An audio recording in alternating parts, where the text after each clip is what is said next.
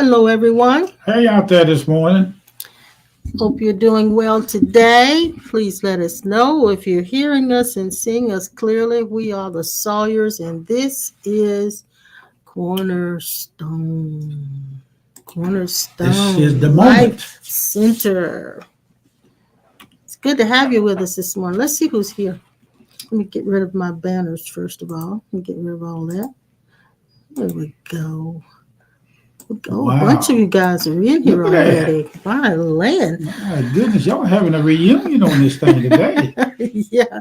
Hey, James D. Got He's the so many first one, names early of people bird. come in there. I think we don't run out of room to hold them now.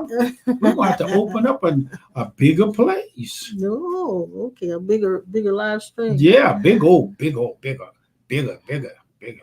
And there's my sister and brother-in-law. Hey, y'all. Who was there? Have I ever seen them on here before? Who? You said brother-in-law and sister-in-law. It's brother-in-law and sister-in-law. Have I ever met them? Brother, your sister-in-law, my sister. That's your sister-in-law, my brother-in-law. Hey, Pastor Norman. Good morning to you. Norman, I meant to tell you that Don't start. you my brother.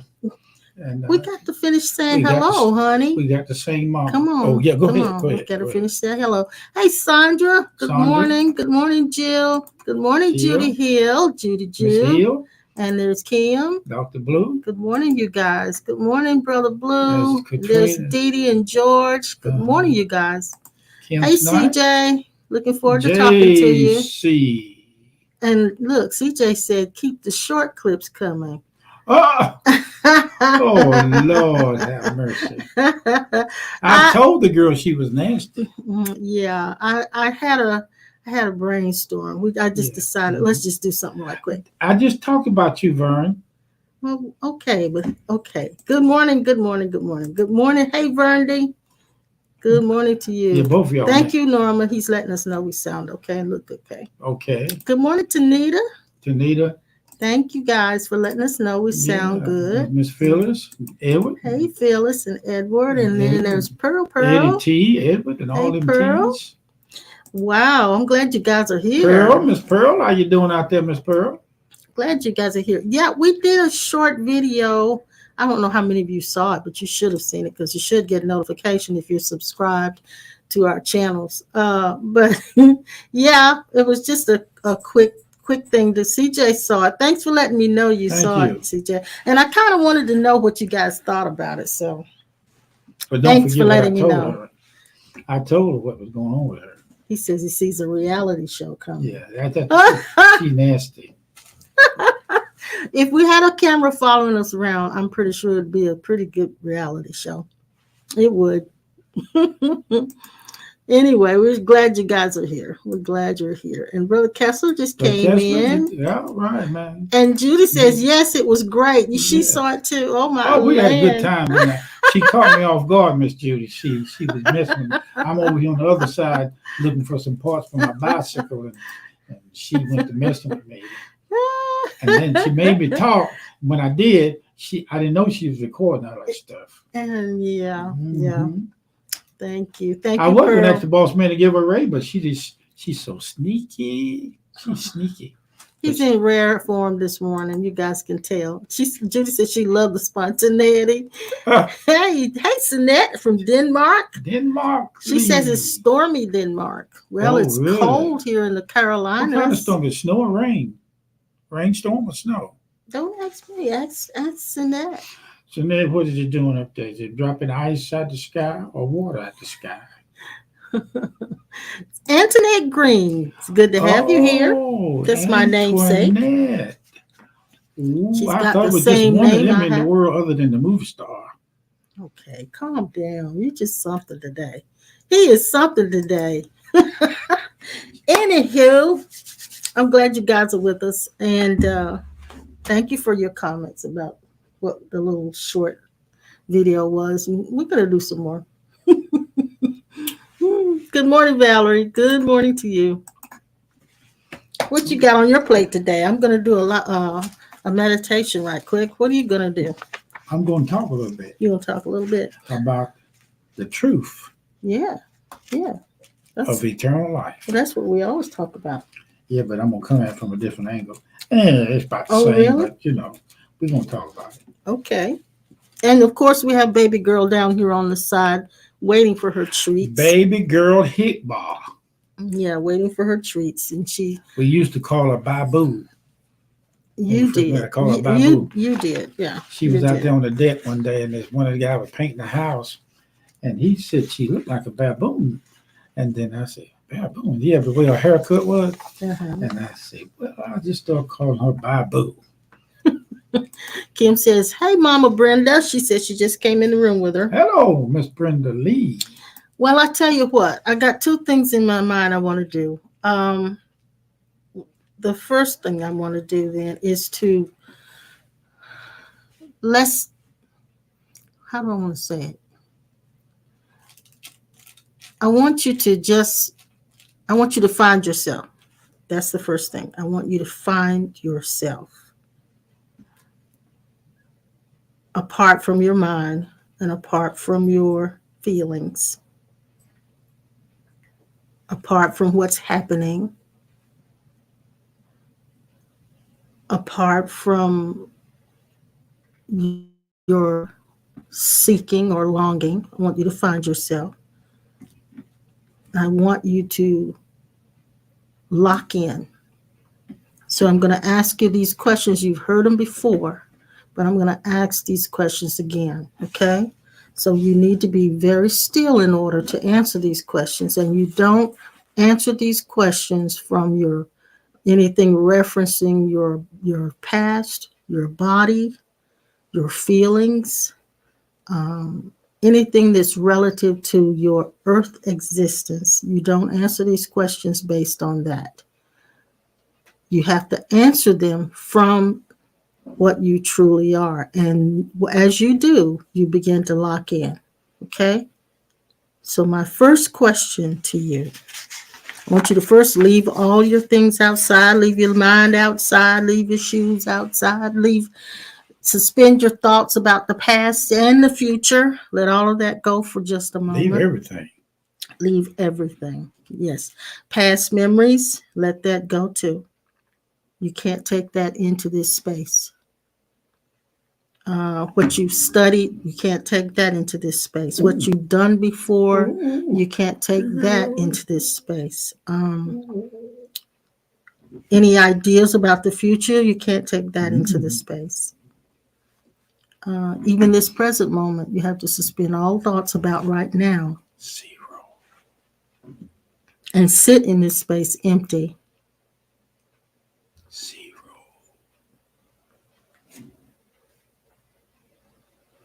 Now that you're sitting in this empty space, empty place, empty nowhere space, I'm going to ask you these questions.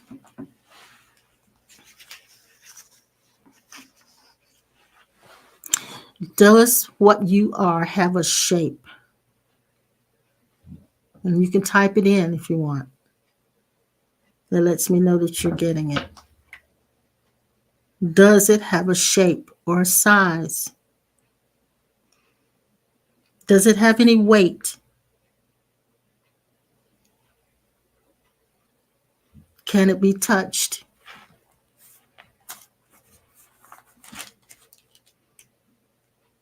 Can you take its picture?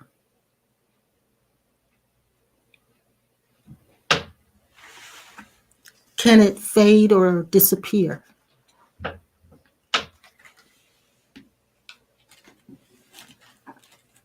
Can it be confused?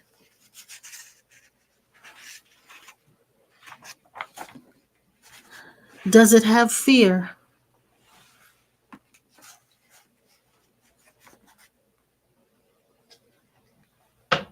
Does it want anything?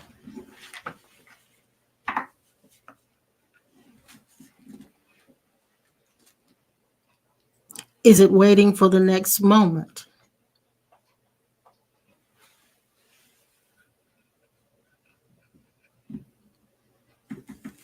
Does it care about the future?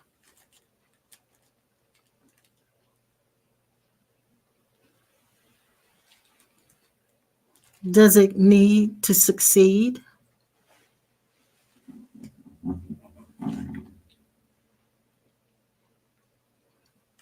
Is it afraid of failing?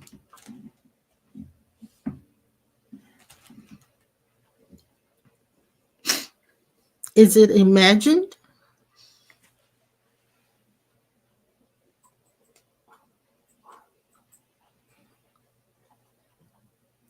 How old is it?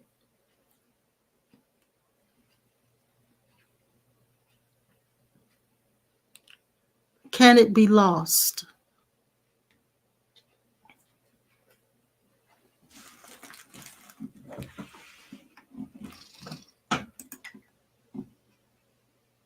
Is it far from you?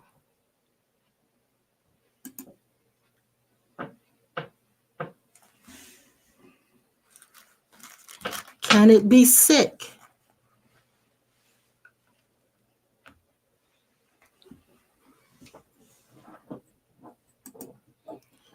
Can it die?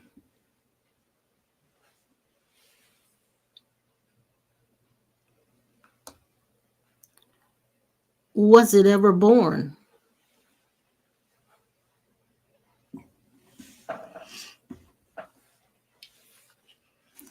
Is it ever gone?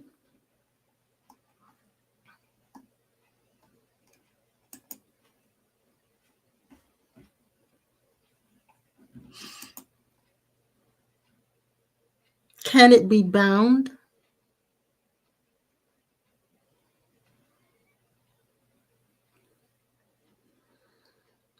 Does it get older?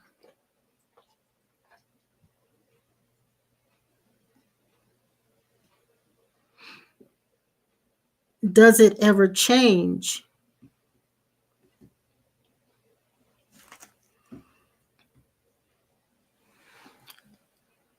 Is it other than you?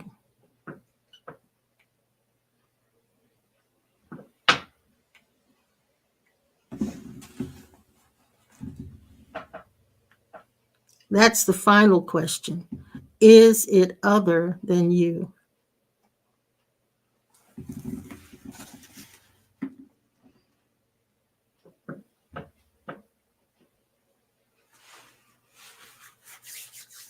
That's good.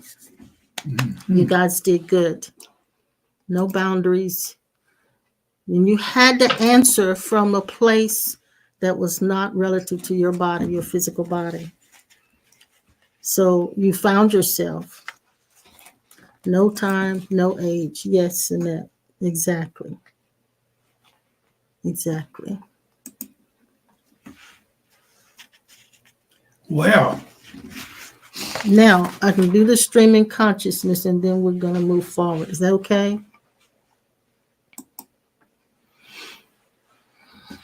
All right. We just answered from that we are. We know that we're not our physical bodies. We're not our minds. We're not our past. We're not even our future. So when we say the words I am, we're not talking about an I that is physical. In fact, there is in actuality no I that is personal.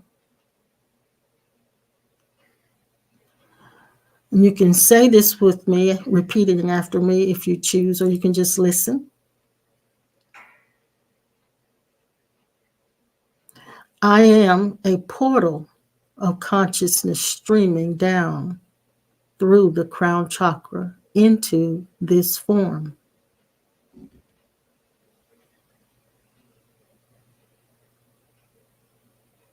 I am a continuous stream, never static, a download from higher dimensions.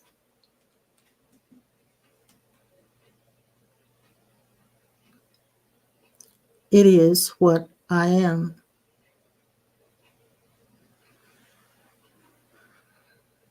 I am a light stream blowing through this mortal flesh.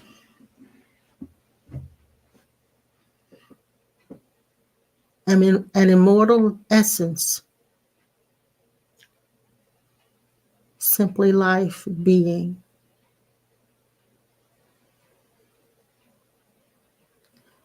As I flow into this body, I am experienced as an individual.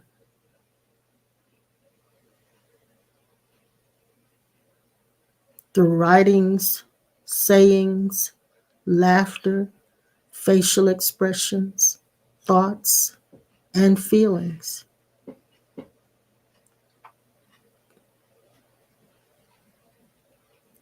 Yet there is no person here that possesses these qualities.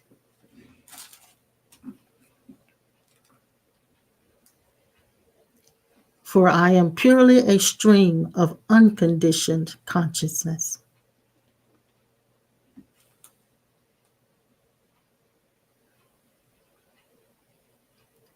There is, in fact, no person here to attract or to project.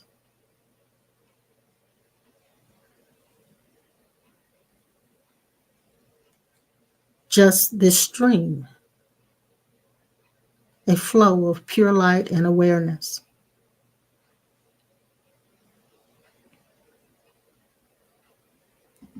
I am the one who looks for another and finds itself.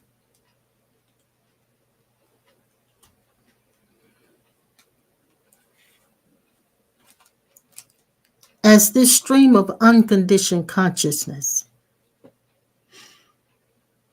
I am the carrier of revelations and insights. This is a clear indicator of what I truly am.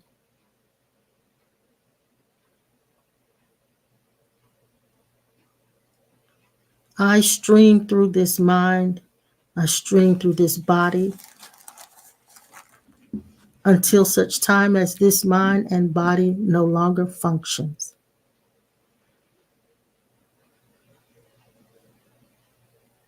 I appear to others as conditioned awareness, leaving the impression of a person that others think I am.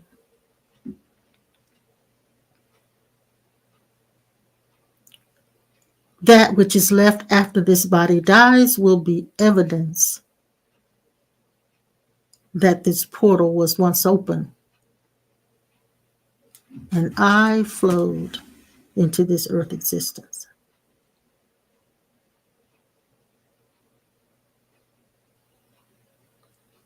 Premeditation and thinking only serve to veil my essence.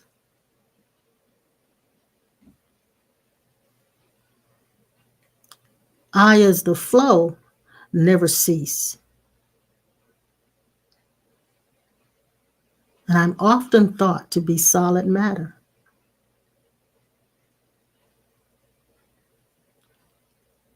Others looking on may think that everything originates from me as a person.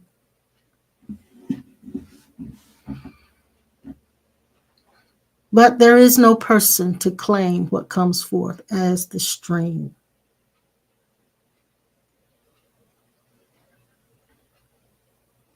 The stream is pure and gentle and free and clear. I am pure, gentle, free, and clear. It has no shape, but it can appear to take shape. I have no shape, but I appear as a shape.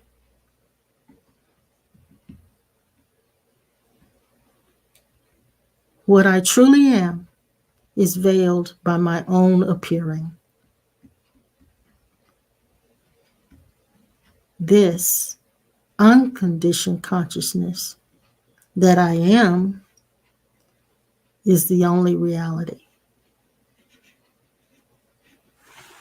And so it is. And so it is. And so it is. Thank you, thank you, thank you. Thank you, guys.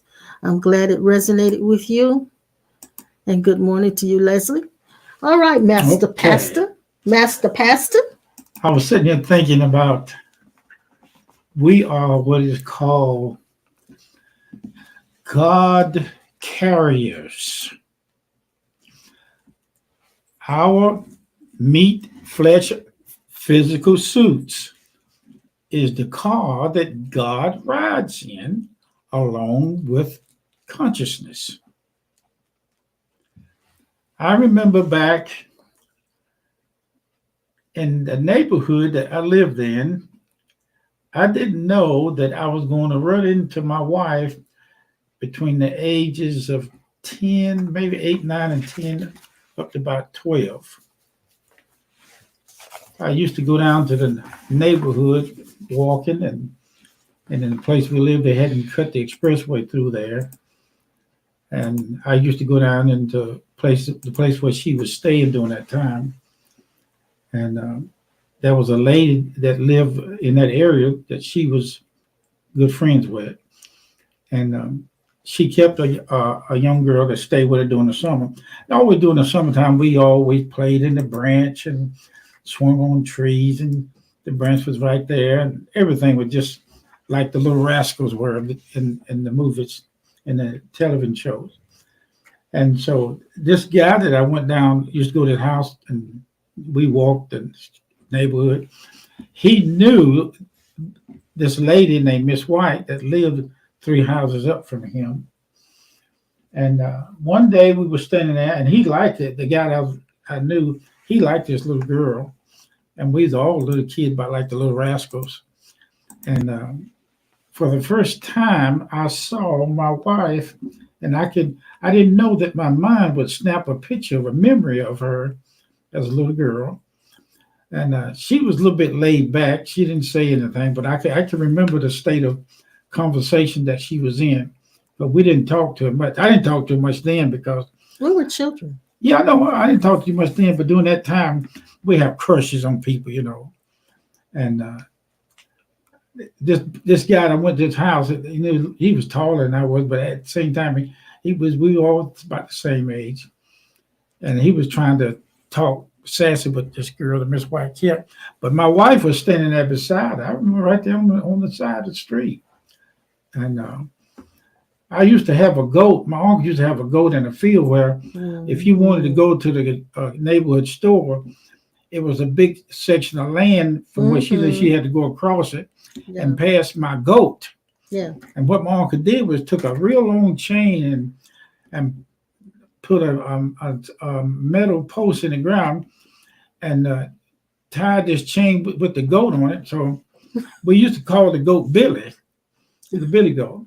And I used to stay around the goat all the time, just playing with him, because I was trying to get him to act like he had some sense, but he would butt you. We hear about goats eating paper. I used to give him paper. He wouldn't eat it. He's a different goat than all the other goats I ever seen. But every time my wife and her oldest brother, my younger brother. Well, your younger brother, they would cross that field because there was a path through there where everybody walked between the houses in that big section of land. Yeah.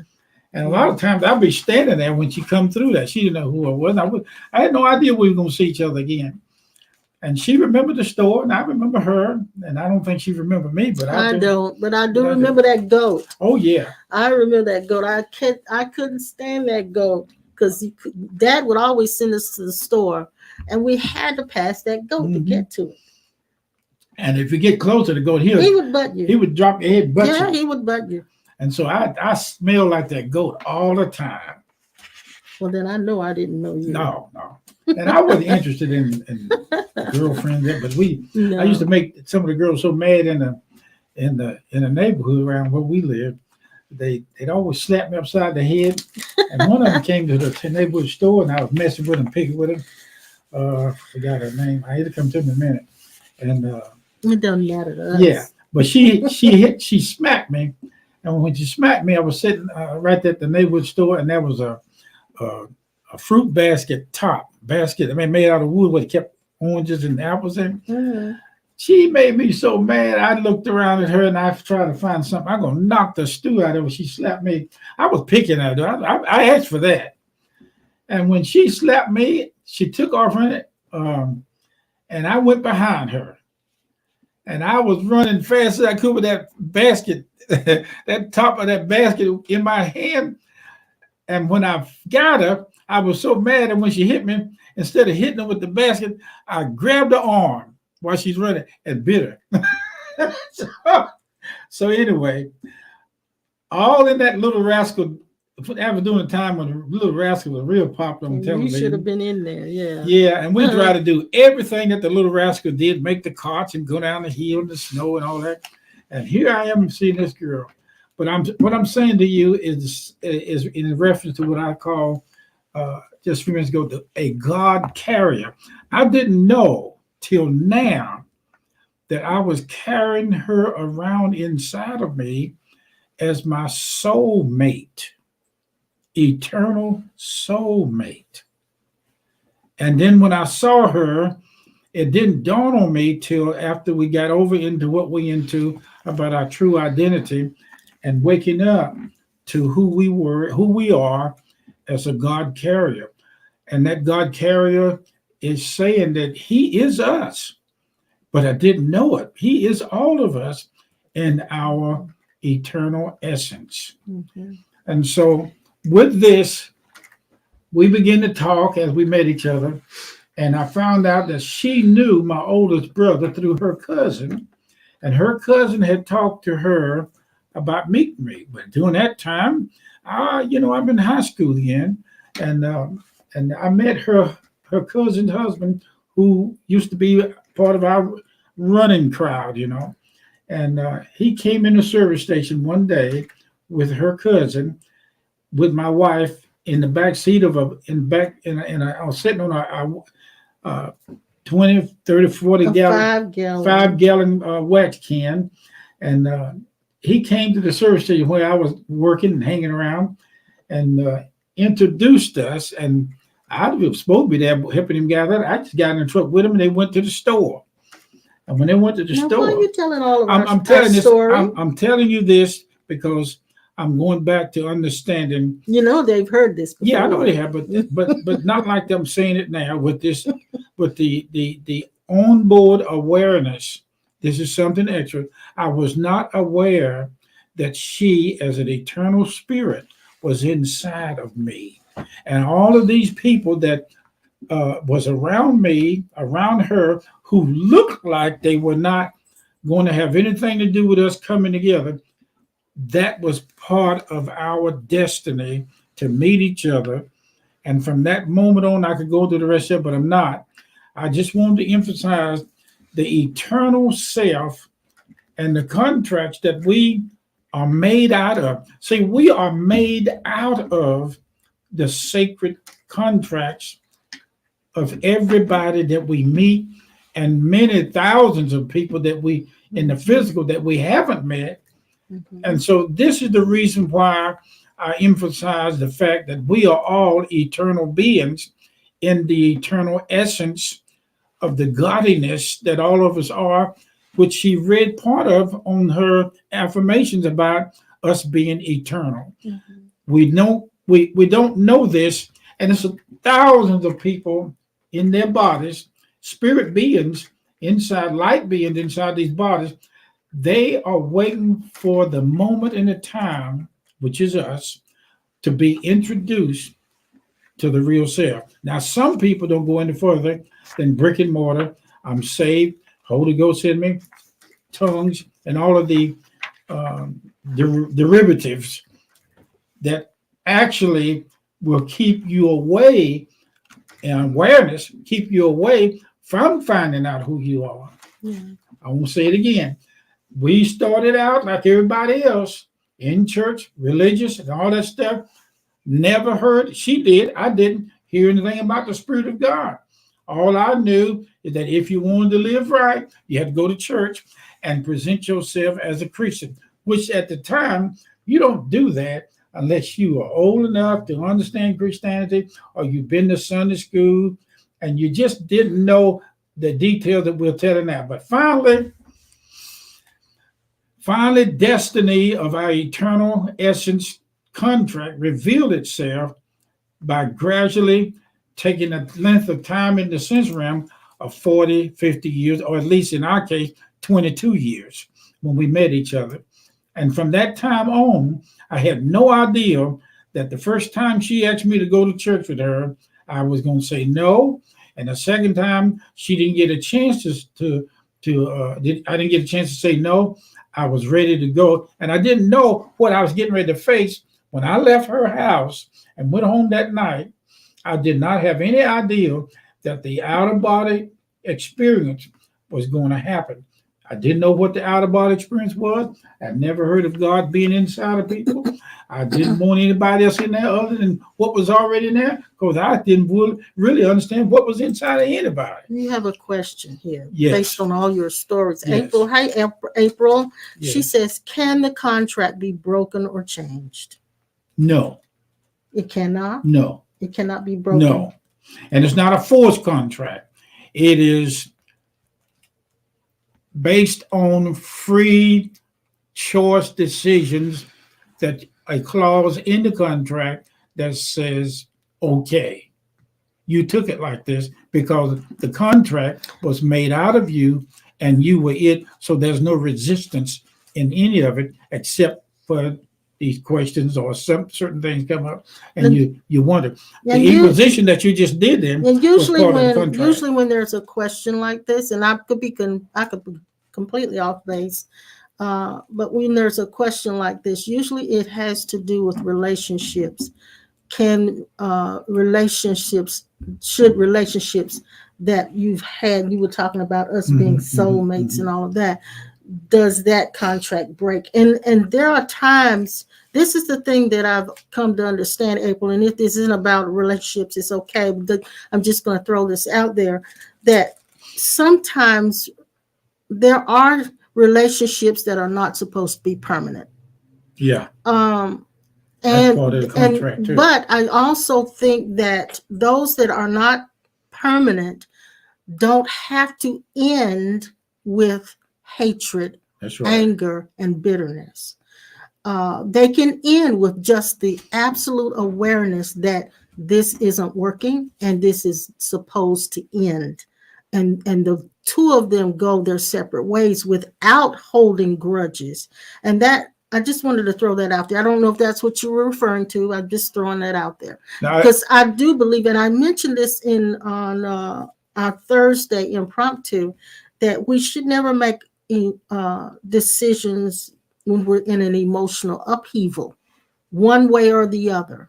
And so when that upheaval subsides, then you have more clarity about what should be done, what needs to be done. Wisdom arises, and wisdom is clarity. And so you don't have clarity when your emotions are stirred up. So whether or not you were talking about that, I don't know. I'm just bringing that up, okay? I wrote something down in my notes.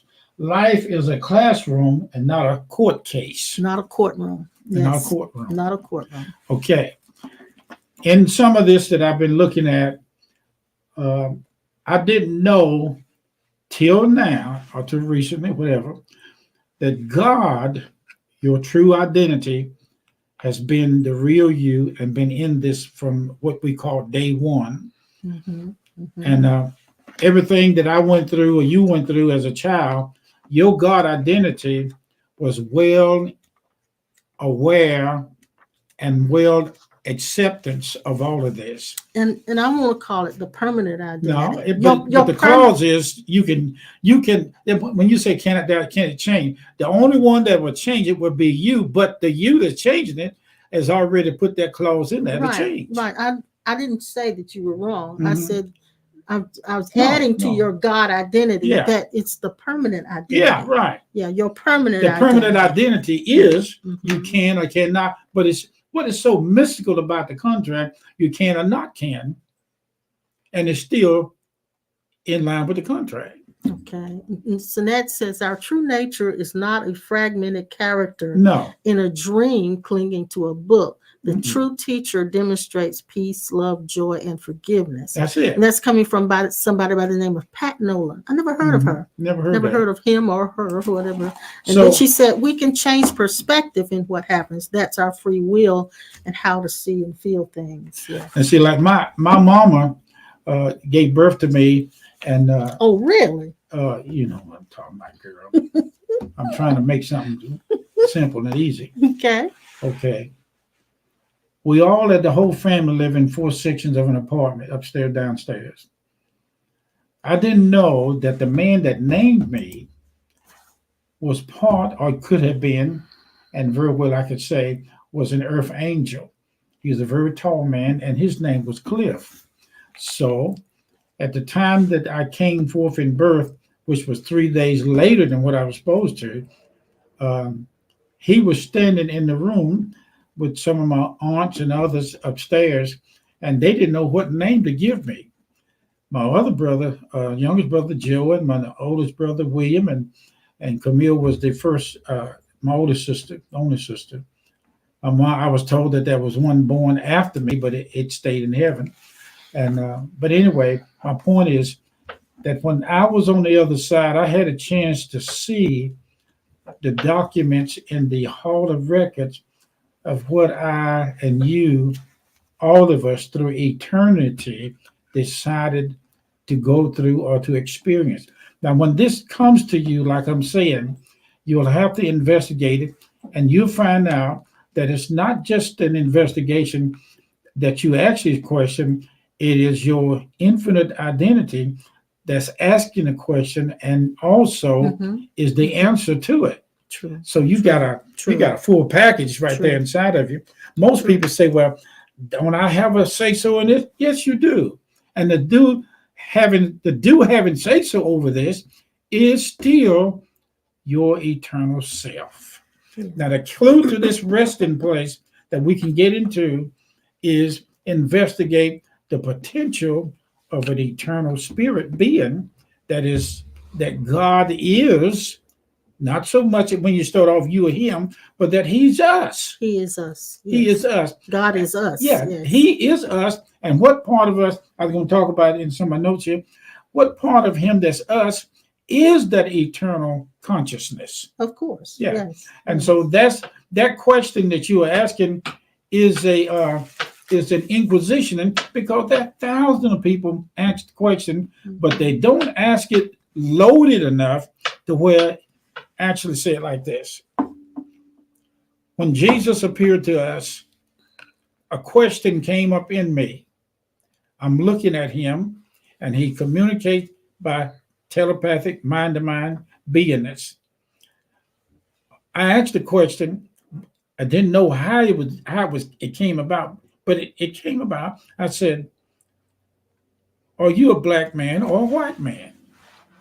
And it should have been obvious, but it wasn't. Yeah, The question because still there was came up. no color, no race to distinguish there, except for what we had knowledge of in Jerusalem and being a Mhm. Jew, And yet, it was every race. yeah, every race. It was no race, and yet every race. So I asked, the question arose. It came up, "Are you a black man or white man?" At this time, he had pointed his hand at me, and I was looking for what I was traditional condition for, the nail scars in his hand. The scar was there, but it was replaced by the universe, the whole world. And at the time I was in the room, I was impressed to turn and look at the wall. And when I did, my eyes landed on a picture of him on the wall. And on this picture, he said to me, "I look not like the picture on the wall, neither can the hand of a man paint with a brush." That's not to say that all these people that are painting pictures of Jesus is right or wrong. That's just the way he revealed himself to them. And he revealed himself to me as being everybody that I was going to meet on earth. When I looked back at him, I saw his hand, and everybody that I have seen, he said I would see them on the other side. Yeah. Now, Yeah. that's pretty heavy Yeah. because some people would omit themselves from it because they're not living a certain way, or they're not believing right, or they misinterpret the Bible, or they may be in the wrong class, a wrong church, and married the wrong person. He said everybody that I personally meet over here And as I got older, and it grew. I don't think that a person can marry the wrong person. I Yeah, think it's just a part of their journey. it's a part of the journey. And if that relationship ends, it just ends. It was set in the contract for it to end. Mm-hmm. And that person was there in your life, or in that you were in their life, Mm-hmm. for earth lessons. Yeah. Earth lessons. They were playing roles for you to learn certain things. So there is nothing that is without purpose. And we said this on Thursday. Everything has purpose, no matter what it is, even if it's something that we call negative or threatening, it is still purposeful. Now, Sanette is chiming back with us. Yeah, She please said, do.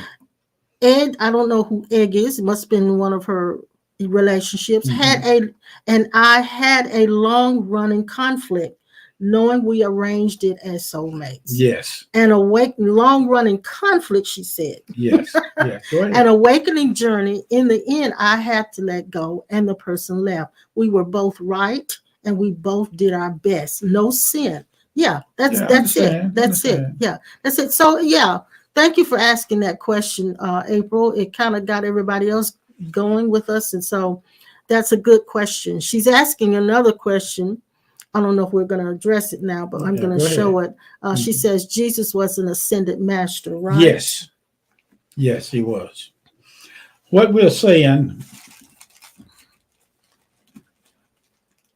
what I used to, it's the old saying I used to say, God is not someone somewhere else at another time, another place. Mm-hmm. He's everywhere. He's all of us. And he's all of us. Omnipotent, I'm not present. Yes. David said, if I make my bed in hell, he was there. So it's not a liquor store that God ain't in. It's not a moonshine house that God is not in.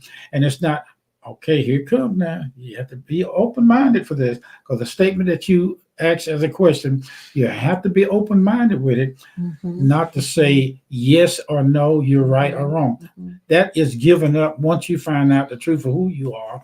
That is surrendered, and love takes the place of it. Yeah. But Jesus is the body, and Christ is the spirit that we are, all of us.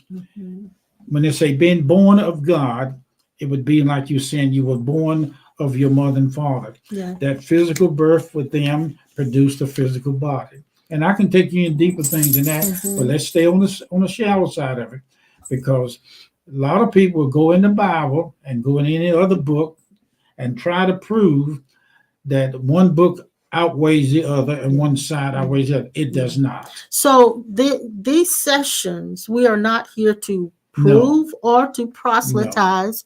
We're not here to change your beliefs. We're not here to you don't have to agree with us, and we don't have to agree with you. Right. This is a no judgment zone. Right. No judgment zone. We're not here to take the Bible and quote scriptures to say that the Bible is more right than anything else. All I can say to you is what was said in the book, and it's true generally for everybody.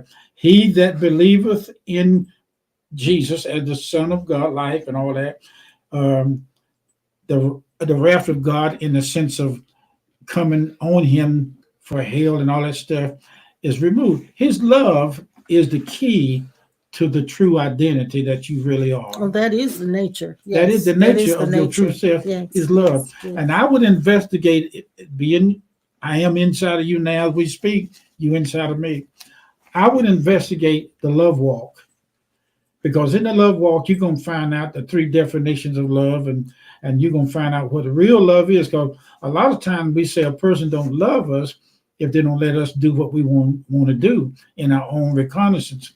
But your mother and father, there's a love in the heart. When I saw Jesus' heart, we're going to settle this now.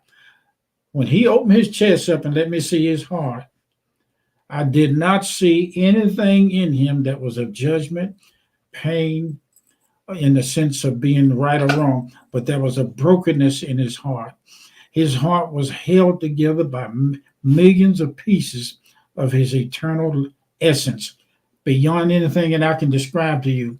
But the heart had 5 colors, and I looked at it. He opened his chest up and let me see it. I didn't see anything but tears of suffering and yet joy. There's a joy in finding out who you are.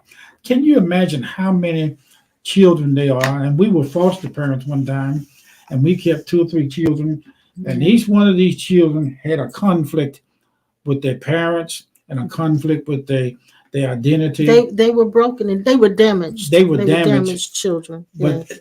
we didn't know then, like we found out that God was there all the time, and He And sent them to us. yeah, and those children were with us only for a brief periods of time, with the exception of one who we adopted, which was our son, Randy. Mhm. But they were with us for just a short, brief period of time.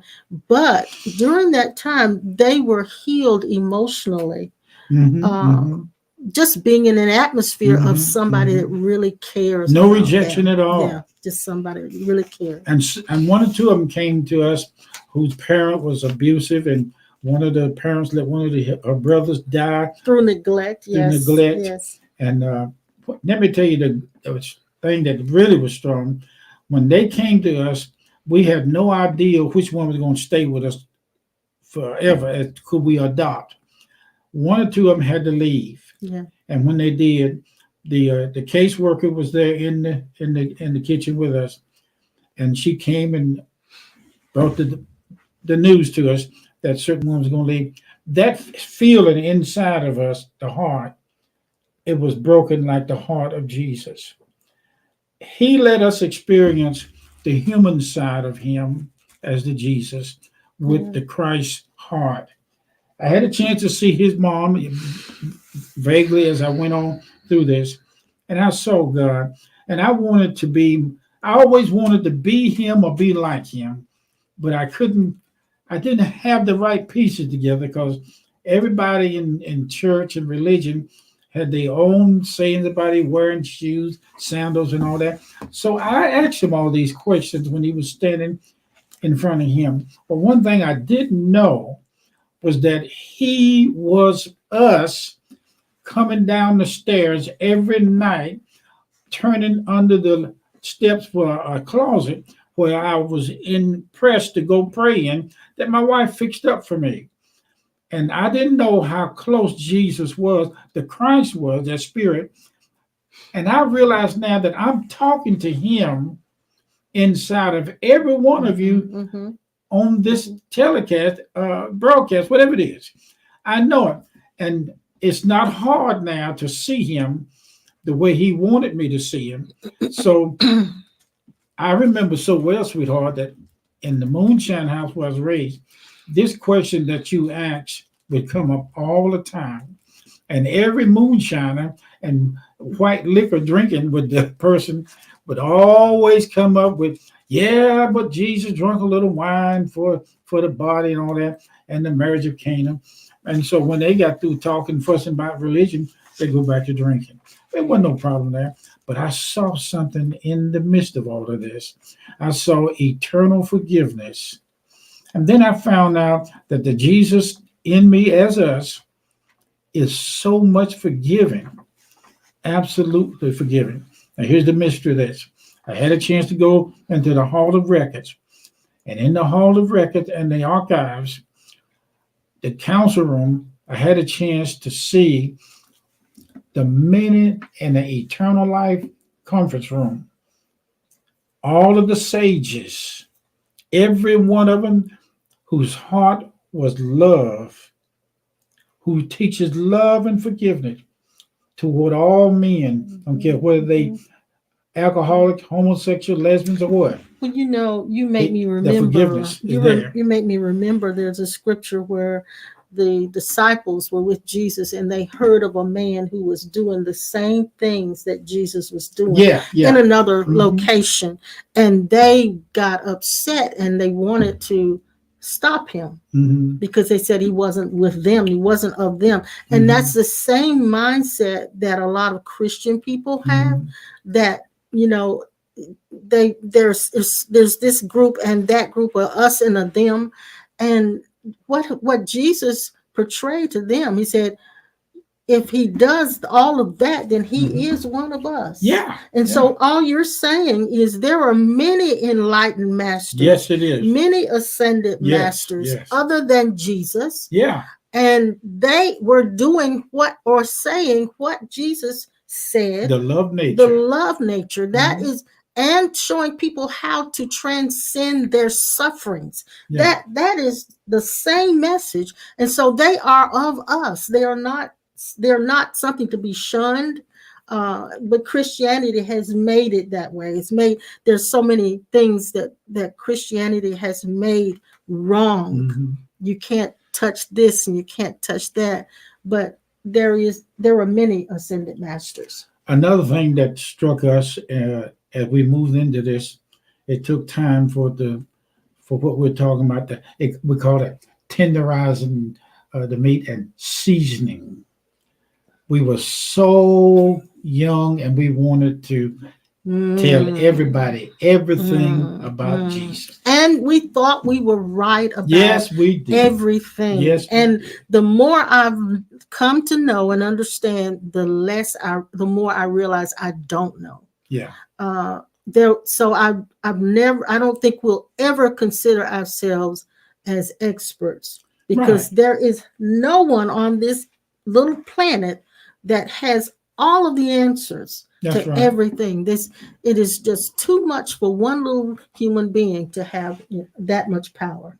I can remember when we were little growing up, I didn't know that I was going to find out that there's certain people in brick and mortar and spirituality have problem with Santa Claus, and they have a problem with Christmas trees, and they have a problem with Some do. not all of them. Yes, some do. Yeah. But then there was always those people who that said that Jesus was um, a sage, And he was. and he was.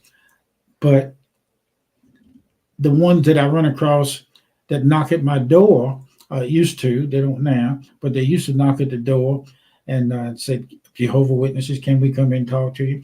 I'm not having trouble talking to them, but I found out after years of trial and error, working in algebra runners for 17 years, the debated issue about what Paul said, John said, and all them other doohickeys said, I stay out of that, because that gender strife and that kind of conversation will move you at a distance from the consciousness of your eternal spirit identity.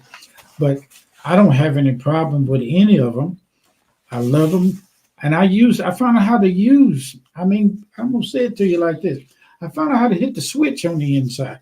It ain't always proficient as I would like for it to be, because I got a Jeep out there and I got them 40-inch tires on, and when I ride around them, some of these folks don't pay attention to what's going on the highway, and they iPhones and talking and dancing with the music, and traffic be coming, and I blow my train horn. Boy, they give me the finger. They'll cut you out in Spanish and German and French. I give them the finger whenever it's That thing see, is loud. That thing is loud. Listen, hey Ollie, he said Oliver Blue. I call him Ollie. That's my term of endearment for Oliver. He says specialness is the mistake we all make when we insist our practice is the only or the right practice. There you go. Yeah. There you go. And there are no special people or special practice. There's only love. Yeah. That's reason why, me and Miss Leslie talk about some of this sometimes. She's part of our class here about whether Jesus was just a sage or not. You know what? I'll tell you like this. If he was just a sage, or what she asked, was he just ascended master? It's okay with me. It's okay with God. It doesn't matter about the labels that people. I saw many paths that lead up to the top of the mountain. Each one of those paths, as long as it is a love walk, unconditional love, that's him. That's him. I hear about these people who go to foreign countries and they want to kill everybody that's homosexual and who has had abortions and things like that. The love of God is so phenomenal beyond description that the mystery behind what I just brought up is if I use the word or unfathomable.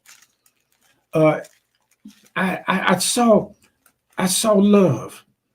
I saw love. There's a lady right now that we know that has a grooming dog business.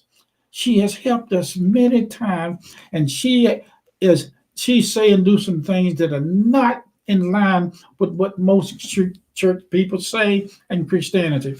But she is the love of God, not because she helped us, because that's what her essence is. All of us. All right. I investigated into near-death experiences because I had a near-death-like experience. And I've met and been to the conferences of the near-death studies. Absolutely amazing. Some people leave their bodies and are gone to the point. I even had a cousin whose body was put on ice in the morgue, and he was dead as a donut with no sugar. Dead as 4-day, 5-day old beer. I think we got it. Mhm. Dead as moonshine with no shine in it. Like a broke neck chicken in a meat house. They pulled it out to review his body, and all of a sudden, somebody saw a finger move or him. And he was shot in the head and was supposed to have been wiped out, but he came back. The description of some of these things, I cannot help but go into it because I've had some of the similar experiences of going places and Jesus Christ. And I've met different ones on the other side other than him. But I can only tell you the truth of God, and your real identity is love. Don't care what kind of suit it come in. But you see, here it is. How can I love somebody? I'm gonna be nice with this. I was raised with an uncle. Pot of hot grease when he was a little boy fell on his head and burned him. I never did know anything about my uncle until after I got old enough to hear the complete story back in those slave days of what happened to him. I was the only one in the family that stayed with him the full course of the journey. I was picked, like my wife was, to take care of him and his wife, my aunt who raised me, at the last moment. He was the meanest thing. He was like a double-headed snake. But he would always come to the jailhouse and get me out. He would always buy me a car. He didn't do that for anybody else but me. He would go to court with my dad and mom, and they finally gave him custody over me. His wife and aunt didn't go with my uncle. He was my mama's great uncle, but he was my uncle. And in the end, the shotgun and the fight, and you've heard me say this, many of you heard me say it before, it bears to repeat myself because of the question that was asked, just a sage, our master. I didn't know that by the divine orders of the sacred script of contract of the heart of God, I finally came to the point where I had to say to this man in person, out of all the abuse during that time, what he did then, our law would not allow. But I stayed with him till I got 22, met my wife. Never had to pay an ounce of rent. Never had to give him anything. I stayed there for free up to 22 years of age. This man, I had a chance to stand in front of after his wife was gone, and I was left to take care of him only for a season. I stood in his face and I told him with tears, with the heart of God coming out of my mouth, I forgive you for everything that took place in my life that I thought was me. And my wife asked me, she said, what if you found out after you got on the other side that your uncle was there? Mm-hmm. Oh my good! I thought one time I had second thought, third thought. I said, well, maybe I'm in the wrong heaven because he ain't got no business being there. But I saw him, And this man lived to be over 100 some years of age, to let me say this to him at the time that his brother in the same room was crossing over. I said, I forgive you. Sweetheart, the statement that you asked in a question, it sparked me. And I wanted to say these things to you because I don't know who is listening to me that don't agree with what I say. It don't matter. I don't care if you don't agree. But I do care about your heart, and it is love. Yeah. It is forgiveness. And you don't even have to. Hey, and you know what? I got to the place where even if my mind brings up the issue, like they always say, you haven't forgiven anybody that did you wrong if you still remember it. I found out what it is inside of us that keeps remembering what was done to us. But the part of us that is love, it don't change, honey. It don't change, circumstance. And you read it out in your affirmation. Love. And all you guys answered. Does love hate? No. Does love hold a grudge? No. I went into a meeting. I'm not a meeting, but I was in a ceremony, a wedding, and the reception. A lady I walked up to, and I know I'd said some things that was not quite right. And I went up to her and I said, I knew that I had offended her. And I said, Miss So-and-so, I said, I want to personally, in front of all these people, ask you to forgive me. Her mouth said, I will never forgive you. What you said was not right, and I will never. And that happened 2 times in this life that we're walking. But I said to her, I still forgive you. I didn't know that when all the dust is settled, that forgiveness of God will come through the openings of the pain and hurt that you or somebody went through. So I found out that Jesus' healing power, working through me at the time, was to stand in front of people who he knew inside of me and them, that there was a part of them that could not forgive. But that's, to me, is salvation. Yeah. Okay, I'm going to stop. If you got something, you go ahead. Well, it's about time to stop now, but I'm going to read a scripture. And thank you, guys. Leslie said, love is. Crystal, thank you, guys. Crystal says, being able to forgive is a power move that's underrated. Yes, it is. Yes, yes. And I wanted to say this. I know forgiveness is the tool that we use to express our love in many cases. And as Oliver said, it's for give. It's giving. It's for giving. Yes. But I want to say this as well, that there is a conscious awareness. How do I want to put it? Because I don't want to make it sound like it's a place to get to or a state to get to. You, in your truest essence, in the very core of your being, that part of you that is God, does not hold a grudge. It does not. The memories of it does not hold it either. Right. So the forgiveness is for the mind that's holding the situation in hostage.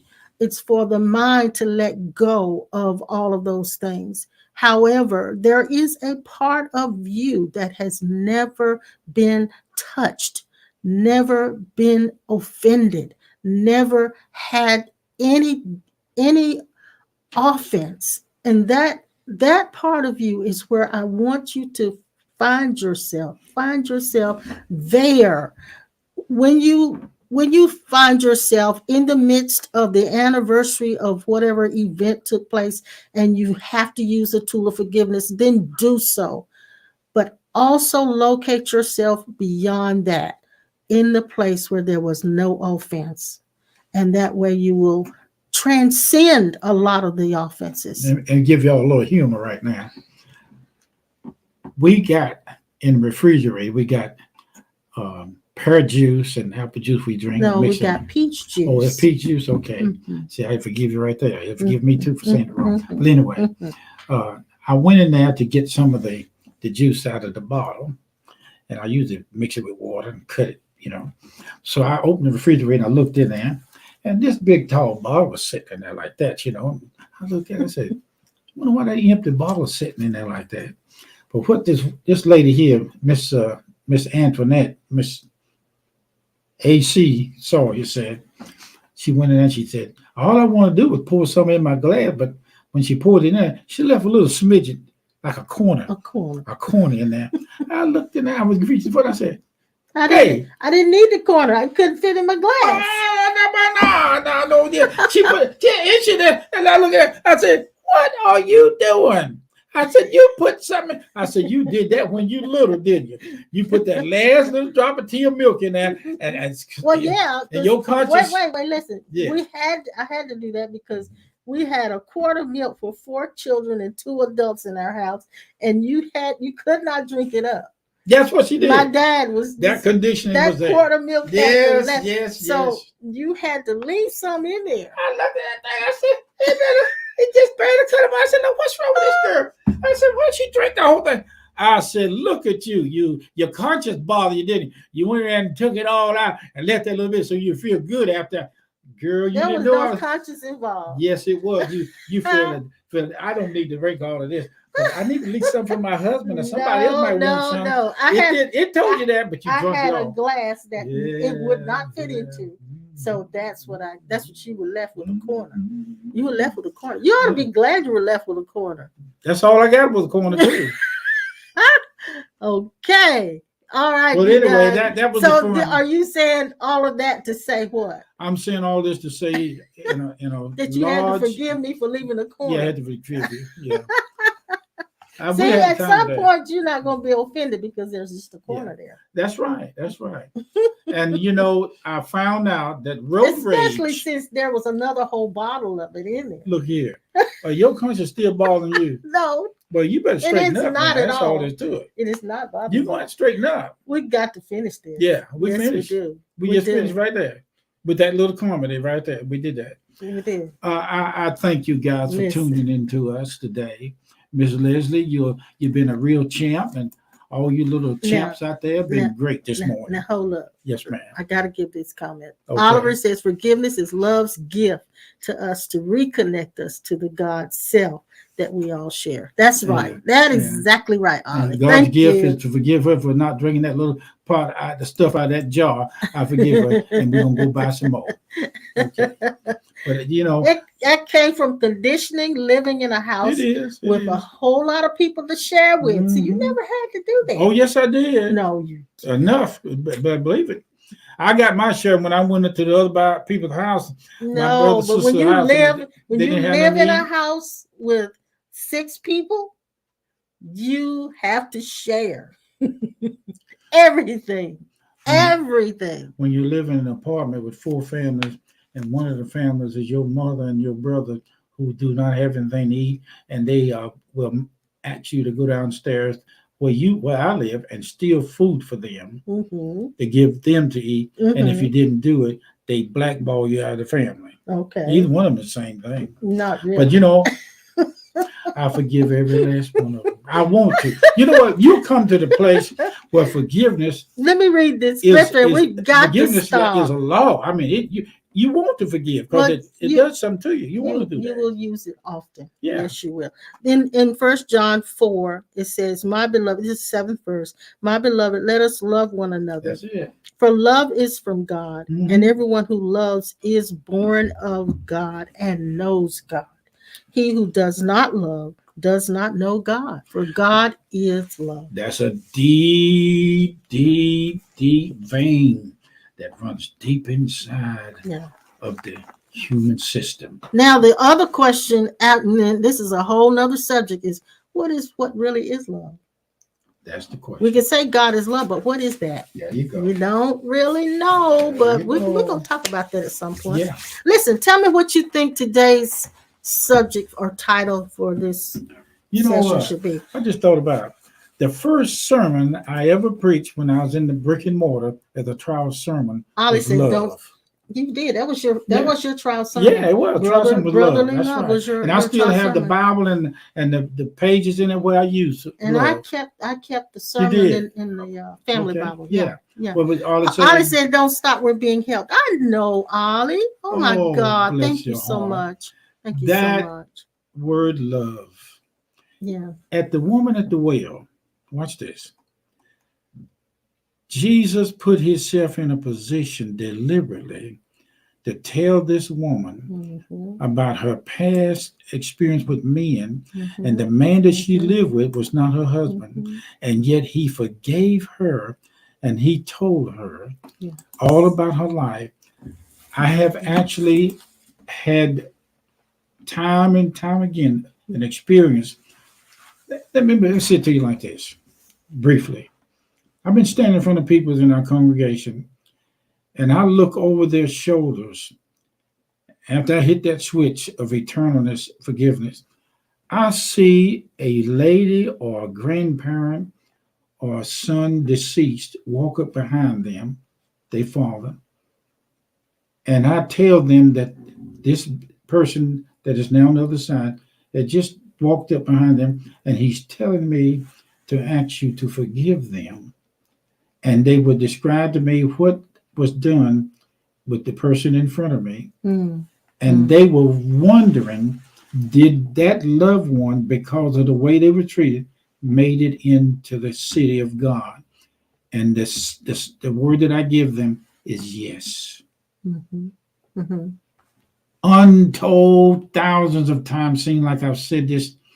Your father is telling you that is telling me to tell you that what he said to you at such and such a time, he was wrong, and he's asking you to forgive him. Some of them I stand in front of them, I find out that the family is wondering, will they see them ever again in heaven? And I see him. He's fine. He's on the other side. That is the most the gratified state. I mean, it is when you see this. I'm talking about seeing. I'm not talking about what I heard. I'm talking about what we've experienced in the Mhm. reality of eternal love of God. He Mhm. wants Mhm. our families to know about our loved ones on the other side and the good that they are doing to help us on this side. So Yeah. I have a chance.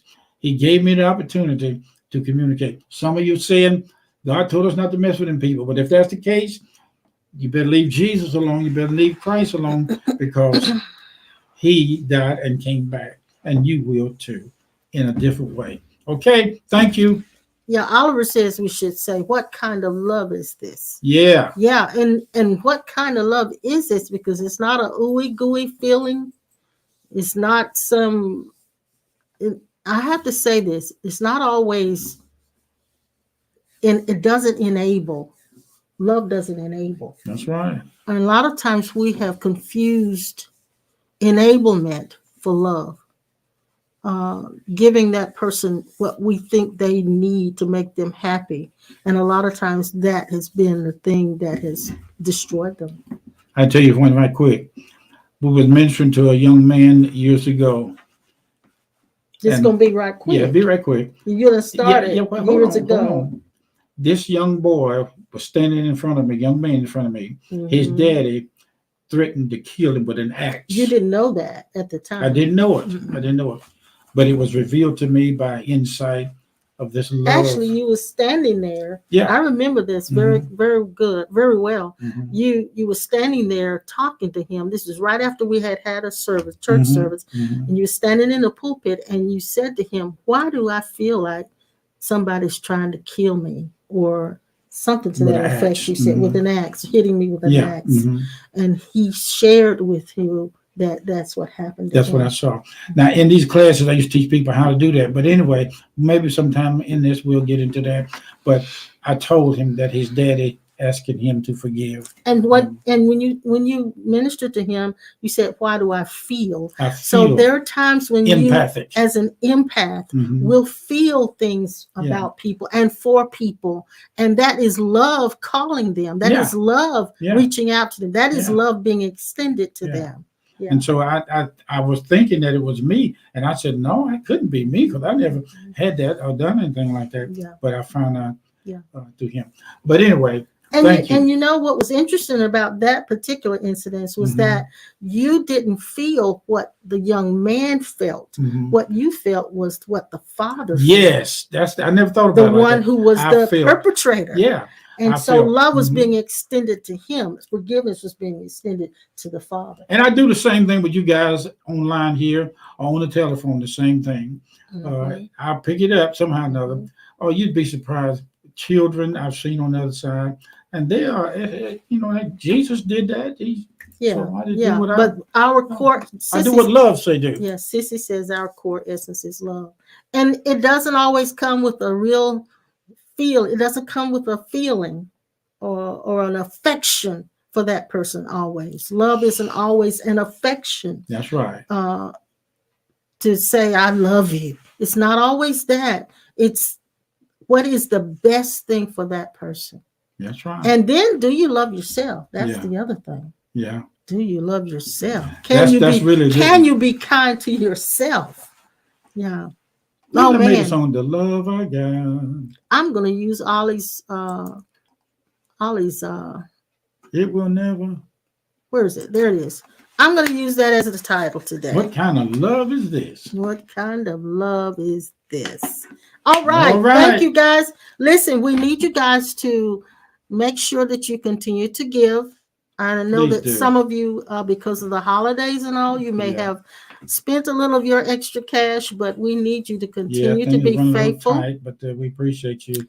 And you can do that by going to the website, which is thecornerstonelifecenter.com. It's easy to do it that way. I do it that way all of the time. And some of you have our address. If you want to send an email, it's okay. But she's telling you basically how we do it, okay? Yeah. Okay. Yeah. Or they can do it. They can send it to the P.O. Box. Yeah, either way. 36259 Greensboro, North Carolina. And Laverne will make sure that we get it.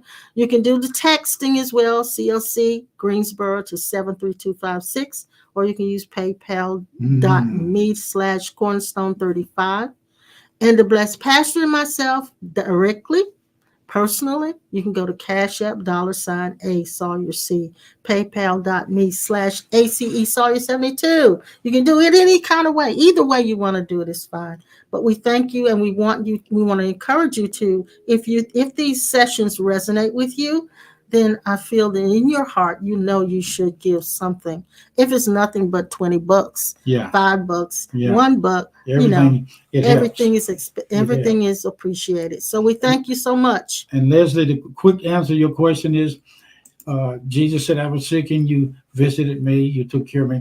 That love that you have towards your dad and the way you're taking care of him and your family, that's the love of yourself through him. Well, and not only that, that's a good question. Do you love yourself? Because if you love yourself, there are certain things you will not teach people to treat you a certain way. You will make sure that people treat you the way that you should be valued. So to love your dad, the way you're taking care of him over the years, that's the love of your true self. So anyway, we could keep going on and on with this. And thank you so much, Oliver. We thank you. Give Yo-Yo my love.